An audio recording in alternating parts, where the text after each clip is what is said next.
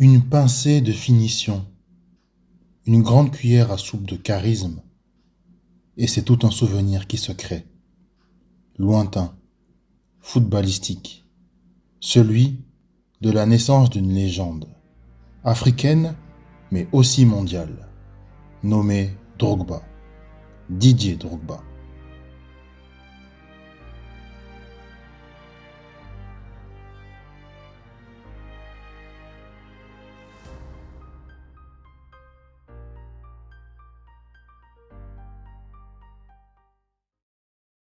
Yopougon, ville de naissance d'une légende ivoirienne, DJ Arafat, mais aussi du jeune Didier Drogba. Si à l'âge de 5 ans, le petit Didier n'a pas encore le talent sportif qu'il aura plus tard, son oncle, lui, est déjà au sommet de son art. En 1983, Michel Goba évolue sous les couleurs du stade brestois. Alors, quand la famille de Didier envoie ce dernier en France, elle l'envoie chez le tonton. Durant 3 ans, l'enfant suit son oncle de ville en ville, au fil des transferts, à l'AS Angoulême, puis à l'USL Dunkerque. Mais son titre de séjour n'est pas renouvelé et il doit retourner à Abidjan. L'année suivante, ses deux parents perdent leur emploi et le confient de nouveau à son oncle, qui a re-signé à l'USL Dunkerque. C'est là que Drogba signe sa première licence avant d'enchaîner plusieurs passages sur le territoire français. En 1997, le jeune attaquant souhaite intégrer un centre de formation et effectue pour cela des essais infructueux à Rennes et Guingamp. Il est contacté par le PSG, mais il ne souhaite pas le rejoindre. Ensuite, il est contacté par un club de Division 2, le Mans Union Club 72. Ses 2 premières années comme stagiaire virent au cauchemar. Il se fracture 2 métatarses, un péroné et une cheville. Malgré tout, à 21 ans, Didier Drogba signe son premier contrat professionnel. Il évolue en tant que remplaçant de l'attaquant Daniel Cousin et entre en jeu le plus souvent en fin de match. En janvier 2022, l'En Avant Guingamp, relégable en première division, cherche un attaquant pour compenser le départ de Fabrice Fiorez et la blessure du grand Stéphane Guivarch.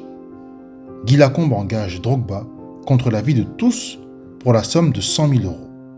Titulaire pour son premier match à Metz, l'Ivoirien marque pour le premier succès à l'extérieur de la saison.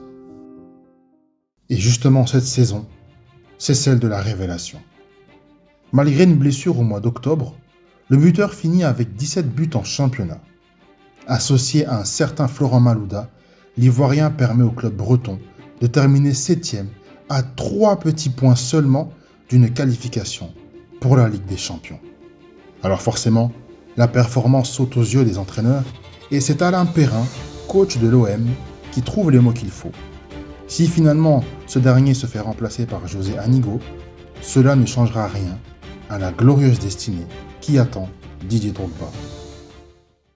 L'attaquant ivoirien joue son premier match sous ses nouvelles couleurs le 2 août 2003 lors de la première journée de la saison 2003-2004 face à son ancienne équipe, l'En Avant Guingamp.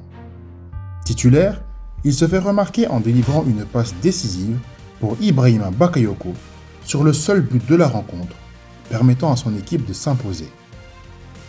En championnat, l'attaquant passe une saison pendant laquelle il se révèle comme l'un des plus grands attaquants européens du moment. Il inscrit 19 buts en championnat, dont une reprise de volée qui se loge dans la lucarne face à Montpellier, au point où ce but sera finalement élu plus beau but de l'année lors de la cérémonie des trophées UNFP. Au total, Drogba inscrit la bagatelle de 32 buts toutes compétitions confondues, un nombre vertigineux qui le distance du deuxième meilleur buteur, Steve Marley, auteur de 10 buts toutes compétitions confondues pour Marseille. L'Olympique de Marseille, la grande institution phocéenne, est totalement dépendante des prouesses d'un jeune garçon venu de Yopougon. Mais là où il éblouira les recruteurs mondiaux, ce sera sur la scène européenne. Dans un groupe composé du Partizan Belgrade, du Real Madrid et surtout du futur vainqueur, le FC Porto, Marseille finit à la 3e place mais Drogba y inscrit 5 buts. L'OM n'inscrit qu'un but en 2 matchs et s'en sort par le plus petit des scores. L'unique buteur, à votre avis? En 8e, l'OM affronte Liverpool. Oui, le même Liverpool qui se rapproche de son pic au point de remporter la Ligue des Champions la saison suivante. Mais pour cette saison, Liverpool est sur la pente ascendante et peut compter sur l'inévitable Milan Baroš pour donner l'avantage au match aller. Mais c'était sans compter sur l'égalisation du buteur ivoirien, encore plus inévitable, encore plus intenable. Au match retour, Liverpool marque encore en premier et douche le Vélodrome via le colosse Émile Heskey. Mais il y a plus colosse que lui, un Didier Drogba héroïque qui égalise et donne de l'espoir à son équipier Abdoulaye Meïté de mettre le but final. En quart de finale, si l'OM gagne à l'Inter lors de la phase aller sur le score de 0-1, un doute s'installe. Pour beaucoup, il est impossible que cet Inter ne se venge pas via son équipe incroyable, dont Obafemi Martins et Christian Vieri sont les buteurs explosifs. Et pourtant, Marseille se défend valeureusement. Et ce qui devait arriver arriva. Le sauveur de cette saison s'en va de son but salvateur en guise de point final. Voilà Marseille en demi-finale contre tous les pronostics. Et forcément, tous les yeux se posent sur Drogba, le nouveau phénomène européen. À domicile, il restera muet contre Newcastle. Mais au retour, l'Ivoirien inscrit un doublé qui qualifie l'OM en finale. Comme si plus la pression montait et plus Drogba était dans son élément. Malheureusement, la finale se soldera par une défaite nette contre Valence et une triste expulsion de Steve Marley. Mais l'essentiel est ailleurs. Drogba est la perle rare de cette campagne européenne. Et forcément, on se dit qu'un de ces clubs qui a croisé son chemin va soumettre une offre.